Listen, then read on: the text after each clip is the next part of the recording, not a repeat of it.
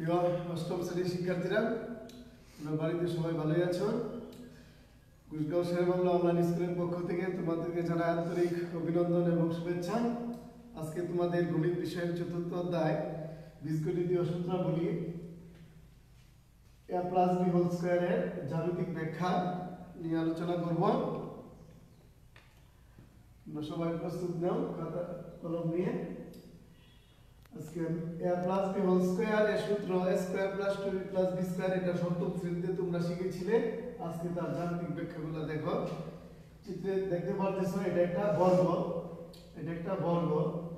যদি বর্গের বাহু দৈর্ঘ্য এইটুক বাহু দৈর্ঘ্য যদি আমরা এখান থেকে এইটুক অংশ যদি আমরা a ধরি আর বাকিটুক যদি আমরা b ধরি, তাহলে বর্গের বাহুর দৈর্ঘ্য a আর b মিলে হয়ে যাবে কি a প্লাস b।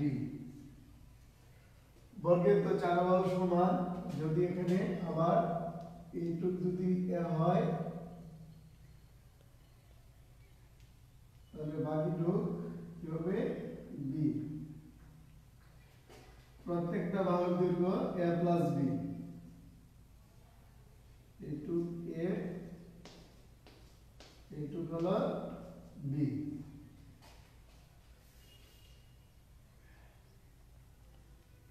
এইটুক a বাকিটুক হলো b।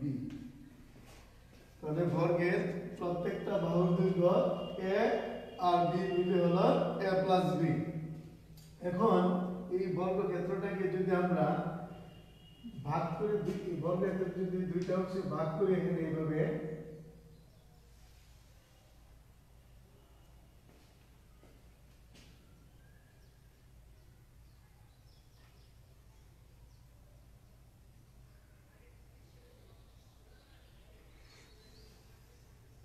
তাহলে দেখো এখানে বাহুর দৈর্ঘ্য এখান থেকে এইটুক পর্যন্ত আমাদের আছে a, এখান থেকে এইটুক পর্যন্ত a। তাহলে এই বাহুর দৈর্ঘ্যটা আমাদের a হয়ে যাবে, এই বাহুটাও কি হয়ে যাবে a হয়ে যাবে। আর এখানে এইটুক অংশ আমাদের এখানে ধরে নিছি আমরা b, তাহলে এখানে কি হয়ে যাবে এইটুক অংশ b হয়ে যাবে। আবার এইটুক অংশ তো আছে আমাদের b। এখন এইটুকু অংশ আবার আমাদের হয়ে যাবে b হয়ে যাবে। এখন দেখো এটা যদি এটা একটা বর্গ, এটার বর্গের বাহুর দৈর্ঘ্য আমরা জানি বর্গের ক্ষেত্রফল বাহুর দৈর্ঘ্য হোল স্কয়ার। বর্গের বাহুর দৈর্ঘ্য যদি a হয় তাহলে আমরা এইটুক এরিয়ার ভিতরে আমরা কি পাচ্ছি a স্কয়ার। বর্গের এরিয়াটা এখানে ক্ষেত্রফলটা হবে a স্কয়ার। ঠিক তেমনি এখানে দেখো এটাতে বাহুর দৈর্ঘ্য এখানে আছে b, তাহলে এখানে এই এরিয়াটা হবে b স্কয়ার, এরিয়াটা b স্কয়ার। আবার এখানে এই এরিয়াটা হবে কি, এখানে বাহুর দৈর্ঘ্য এইটুক আছে আমাদের a আর এইটুক আছে আমাদের এখানে b। তাহলে তো এটা আয়তক্ষেত্র পড়ে গেছে। তাহলে আয়তক্ষেত্রের ক্ষেত্রফল তোমরা জানো দৈর্ঘ্য গুণ প্রস্থ। তাহলে দৈর্ঘ্য যদি a হয় প্রস্থ যদি b হয়, তাহলে এই এরিয়াটা আমরা পেয়ে গেলাম AB, A আর B AB। ঠিক তেমনি এটা আয়তক্ষেত্রের দৈর্ঘ্য a আর এইটুকু আমরা যদি প্রস্থ ধরি, তাহলে এই এরিয়াটা হয়ে যাবে A আর B দৈর্ঘ্য গুণ প্রস্থ মানে AB। এখন এই যে প্রথম যে বর্গক্ষেত্রটা ছিল, বর্গক্ষেত্রের বাহুর দৈর্ঘ্য আমরা দেখতে পাচ্ছি a আর b মিলে হলো a প্লাস b। তাহলে সম্পূর্ণ বর্গক্ষেত্রটির ক্ষেত্রফল, সম্পূর্ণ বর্গক্ষেত্রটির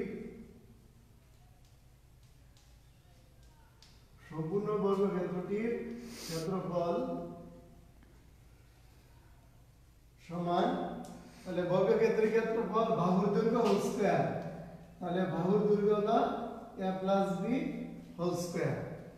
তাহলে a plus b whole square, এখানে পাওয়ার 2 যেহেতু আছে সর্বোচ্চ ঘাত 2, তাহলে আমরা এখানে a প্লাস b আমরা দুইবার লিখতে পারি, a প্লাস b গুণ a প্লাস b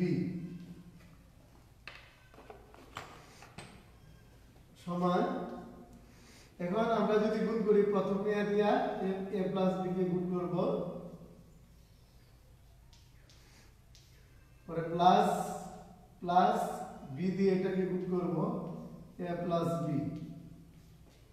তাহলে সমান a আর a গুণ করলে হয়ে যাবে a স্কয়ার প্লাস a আর b ab প্লাস a আর b ab plus plus b a b a b square. তাহলে আমরা পেয়ে গেলাম a স্কয়ার প্লাস ab আর প্লাস ab মিলে হলো 2ab প্লাস b স্কয়ার। তাহলে সম্পূর্ণ বর্গক্ষেত্রের এরিয়া আমরা পেয়ে গেলাম a square plus 2ab plus কি b স্কয়ার।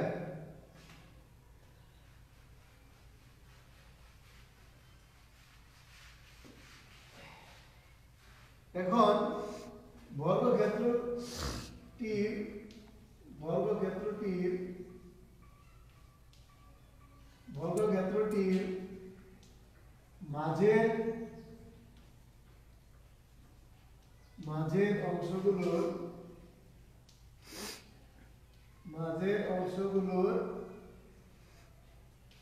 বর্গক্ষেত্রটির মাঝের অংশগুলোর সমষ্টি,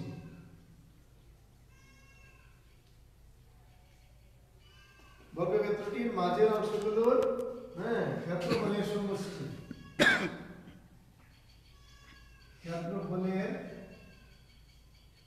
সমষ্টি,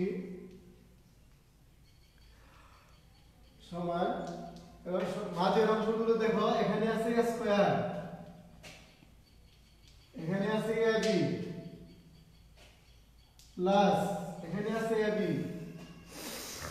প্লাস এখানে আছে আমাদের b স্কয়ার। তাহলে আমরা লিখতে পারি a স্কয়ার প্লাস ab আর ab মিলে হলো 2ab প্লাস b স্কয়ার। তাহলে সম্পূর্ণ বর্গের ক্ষেত্রফল এবং বর্গক্ষেত্রটির মাঝের অংশগুলোর ক্ষেত্রফলের সমষ্টি কি হয়ে গেল? সমান। সুতরাং সম্পূর্ণ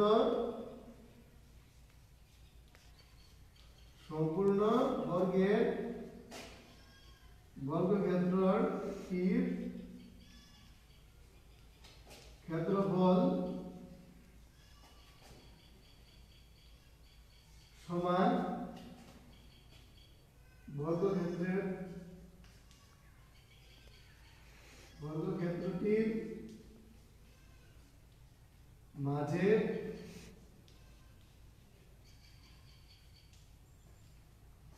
অংশগুলোর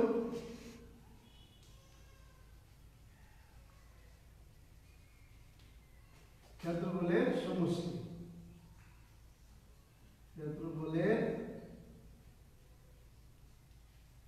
সমষ্টি, তাহলে সম্পূর্ণ বর্গক্ষেত্রের এরিয়া এবং বর্গক্ষেত্রের মাঝের অংশগুলোর এই ক্ষেত্রফলের সমষ্টির এরিয়া কি হয়ে গেল? সমান। তাহলে আমরা জানলাম a plus b whole square সমান a square plus 2ab plus b square. এটা এখন এই সূত্রের সাহায্যে আমাদের পাঠ্য বইয়ে 53 পৃষ্ঠায় অনুশীলনী 4-1 দেখো,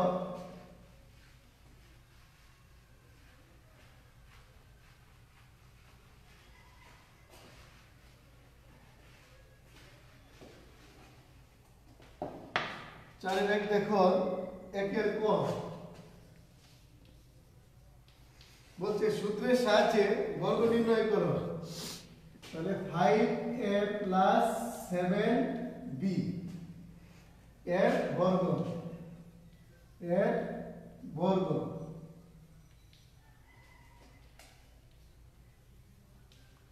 তাহলে 5a প্লাস 7b বর্গ মানে স্কয়ার, বর্গ তো স্কয়ার। এখন আমরা তো জানি a plus b whole square সমান a square plus 2ab plus b square.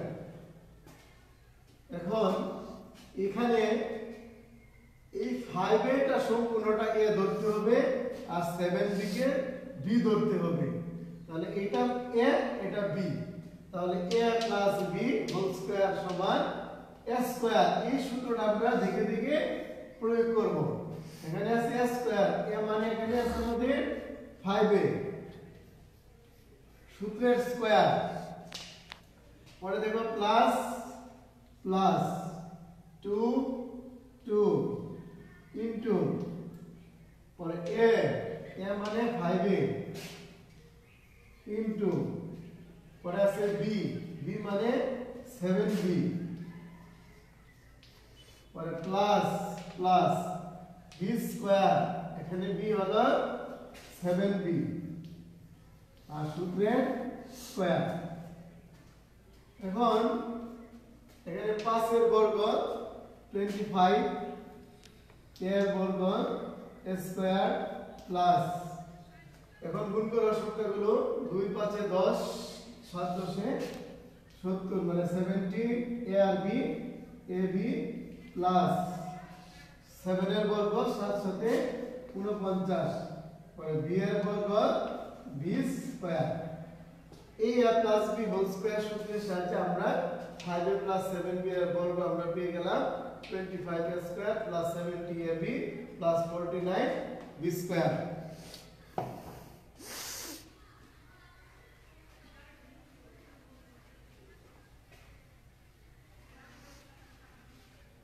এখন দেখো 6x প্লাস 3 খ নাম্বার 6x প্লাস 3 এর বর্গ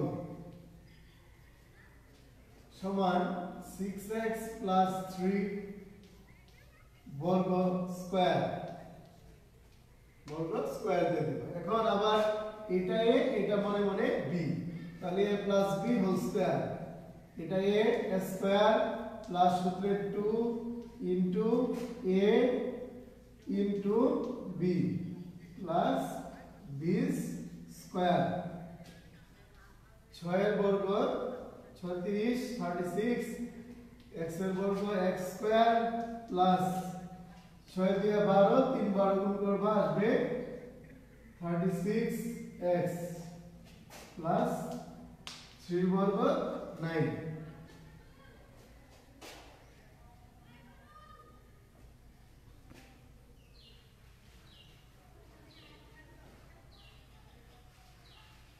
পরে দেখো একটা সংখ্যা দ্বারা টো নাম্বারটা 108। এখানে তো সূত্রের মধ্যে আমাদের দুইটা রাশি আছে বীজগণিতীয়, একটা হলো a আর একটা হলো b, কিন্তু এখানে সংখ্যা আছে আমাদের একটা, এবং এই একটাকে আমরা দুইটা রাশি বানিয়ে ফেলবো। যেমন 100 প্লাস 8 এই মিলে হলো 108 এর বর্গ স্কয়ার। তাহলে ঠিক এটাকে তোমরা a ধরবা, এটাকে b ধরবা, তাহলে a plus b whole square. এটা বাড়ির কাজ তোমাদেরকে দিয়ে দিলাম হোমওয়ার্ক হিসেবে, তোমরা এটা করে আমাকে জানাবা মেসেঞ্জারে। এটা বাড়ির কাজ পেয়ে গেলাম।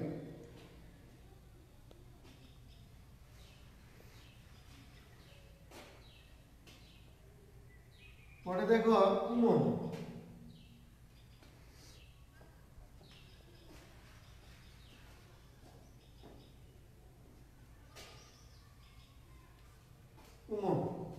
x কিউব প্লাস xy এর বর্গ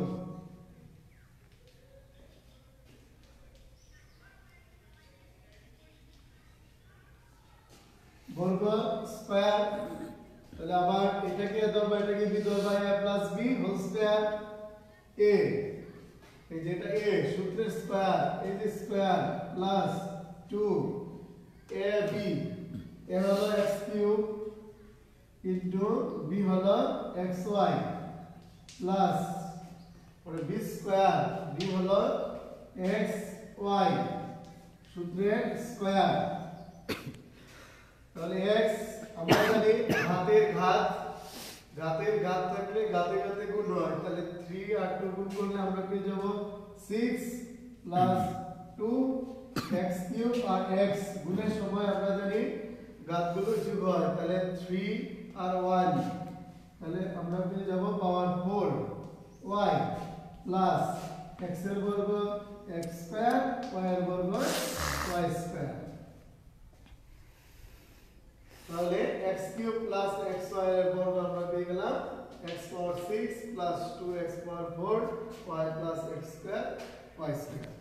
তাহলে আজকে আমরা বর্গের সূত্র a plus b whole square সমান a square plus 2ab plus b স্কয়ারের জ্যামিতিক ব্যাখ্যা তোমাদেরকে ধারণা দিলাম, এবং এই সূত্রের সাহায্যে সপ্তম শ্রেণীতে তোমরা পড়েছিলে সেই অঙ্কগুলো আমরা সূত্রের সাহায্যে বর্গ নির্ণয় করলাম। নেক্সট ক্লাসে আবার দেখা হবে। আজকে এই পর্যন্তই। তোমরা সবাই ভালো থাকো। ধন্যবাদ সবাইকে।